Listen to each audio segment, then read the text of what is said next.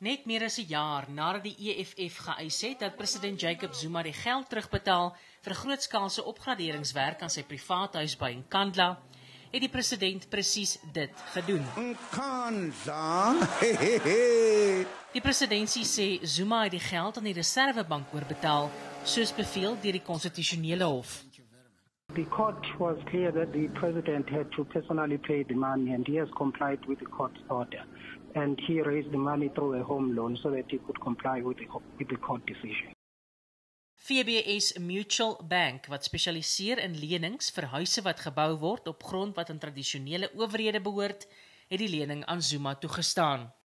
FBS word gedeeltelik besit deur die stamhoof van die Wendas en die Openbare Beleggingskorporasie.